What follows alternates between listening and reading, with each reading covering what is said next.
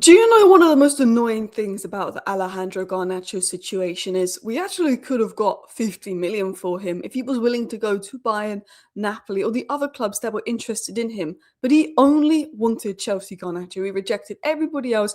He made it certain he only wanted Chelsea, which drove his price tag down. We see Alanga going for over 50 million, Gittins going for 55 million, Madueke going for over 50 million, and Garnacho ends up going for the same price as an Amari Hutchinson and a Tyler Dibbling. And at the time, I think we've been mugged off by Chelsea. Don't get me wrong, I wanted Garnacho sold, but I thought we should be able to get 50 million for him. Well, you know what? Right now, I'm very happy that with that 40 million for Garnacho, I'm very happy with it. And Chelsea not so happy. They're already apparently looking to put the player up for sale.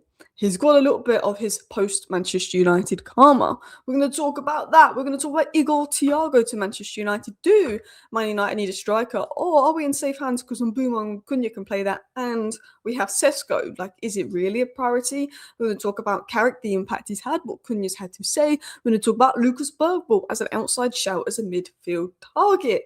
So, hello, and welcome back to Alice Talks Football, and welcome back to your 10-minute Manchester United news, transfer news, and update roundup show where I'm going to round up all the latest Manchester United news, stories, and rumours into a 10-minute video for you guys. If you do enjoy today's video, feel free to hit that like button, and of course, you're welcome to subscribe down below if you're new. Let's get into the content.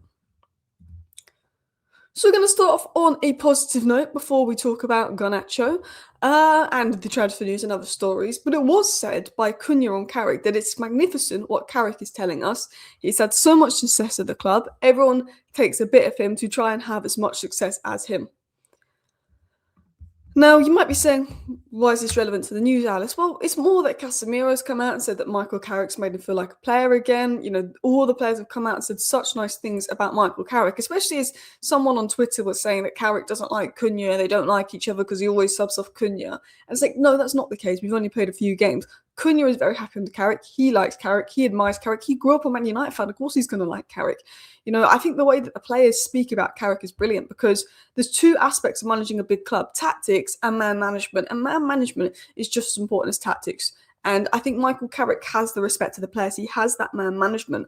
And I think that's such an important thing to have. Now, of course, you can be a great man manager, but sometimes you just have to deal with bratty players and get rid of them. And that was one of the best things that Ruben Amorim did.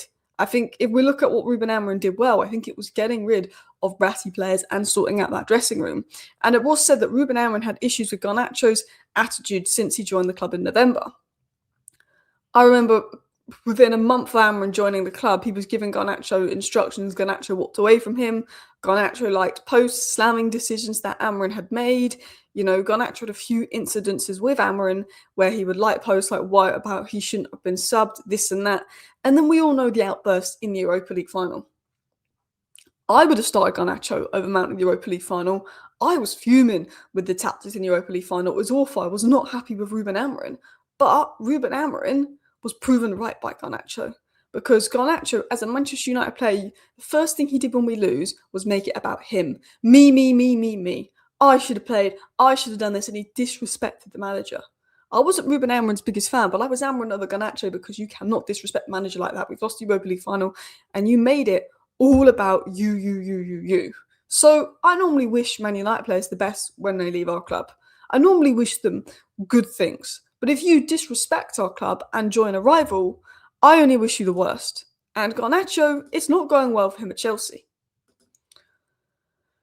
Exclusive, Chelsea are prepared to place Alejandro Garnacho on their summer exit list and will look to sell the Argentinian winger at the end of the season. Chelsea are planning a significant clear-out with the following players in Garnacho, Disasi, Neto and Delap set to make way. Now look, who knows how reliable this source is or if this story is even true, but if we're looking at recent performances of Garnacho, it wouldn't shock me. If you're looking at recent performances of Delap, it wouldn't shock me. I know he got a couple of assists yesterday, but he missed a sitter. I have to say, Delap was Jason Wilcox's #1 target. I'm so happy we missed out on him and got Sesko. I'm actually really happy we missed out on Gyökeres as well and got Sesko. I think Sesko is better than Gyökeres and Delap, and I wasn't happy with 40 million for Garnacho. Now I'm very happy about it. And someone will say, Alice, why are you talking about Garnacho? I don't want to hear about him. He's left the club. It's my channel. I can talk about what I want. There isn't a lot of news. And look, sometimes players need a bit of humble pie when they leave Man United. and that's what you get in Alejandro. If he was respectful and done dirty by Ruben Amorim, I would have a bit of sympathy for him. But he did Ruben Amorim dirty. He was disrespectful, and he wanted to go to Chelsea, who were technically a rival.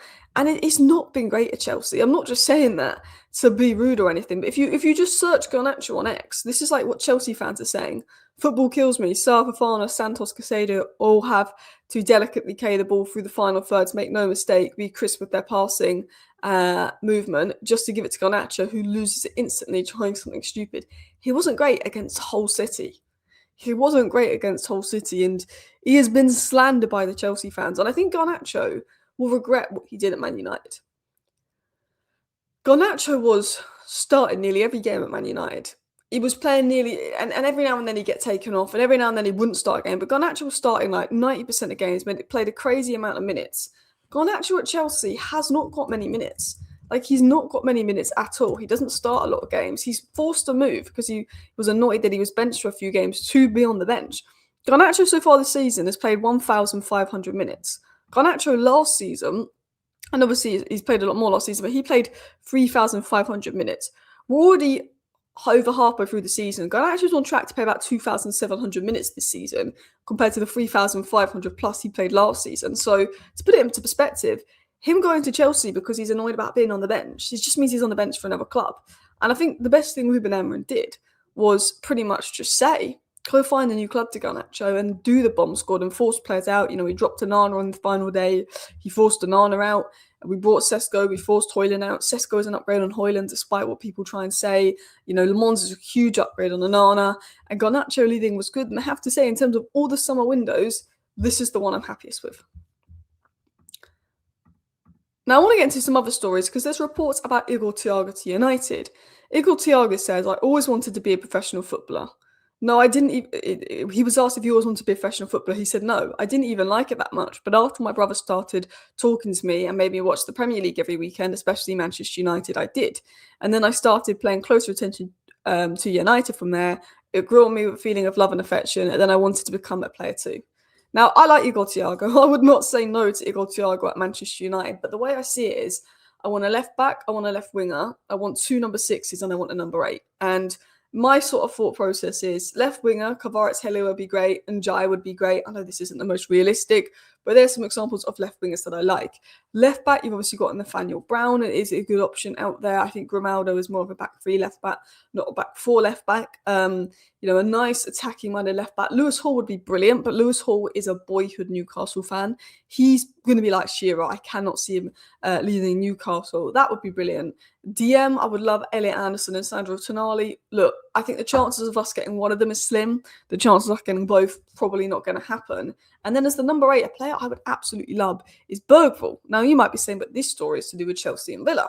Tottenham rebuffed inquiries from Chelsea and Villa about Lucas Bergvall in January. Yes, it does. But there's teams interested in Lucas Bergvall, and I think Bergvall Maino is the 8s. Tonali Anderson as the 6 would be insane. Bruno Cunha Mount as the 10 options would be nuts next season. It's never going to happen. But I actually tweeted 2 days ago this. Tottenham fans will hate this tweet, but if they get relegated, I really want Man United to go for Bergvall. Maino and Bergvall is 8 options. Then you get two top number 6s. Anderson, Tonali, Baleba are some of our targets. Think 3 signings completes our midfield rebuild if Bruno stays. Only issue with Bergvall is he's injury prone, but his ceiling and ability is nuts. With Casemiro and a guy set to leave, we need 3 new midfielders, as we're already 1 short in depth. That's what I think we need to do. And that was just sort of my under the radar outside shout, is that I think that United should look at Lucas Bergvall, particularly if Tottenham get injured, Tottenham get relegated. I think we should really look to capitalise on that. I think him and Maino is like Pedro Vitinha kind of midfield skill and level. I think he is actually a phenomenal player. Now listen, people, it is FA Cup weekend, so we don't play because we got knocked out to Brighton in the first round. I can understand being knocked out to Brighton in the FA Cup, but it's a disgrace. But Grimsby was definitely way worse. So it's annoying. We've got no games, but we play. Who do we play next? Everton. Are Everton playing? I need to check that. I'm going to check and see if Everton have got a game. So see if we get any rest over Everton. Everton's next game is Man United. So us and Everton literally have to wait till 13 days to play a game. Great. So Everton aren't even playing. Who are playing? City are playing today. Villa are playing today. Liverpool are playing today. Arsenal are playing tomorrow. Ugh. You know, it's a shame that we're not in any cup competitions, but all our focus can go on top 4. Thank you for watching today's video. See you next time. Bye.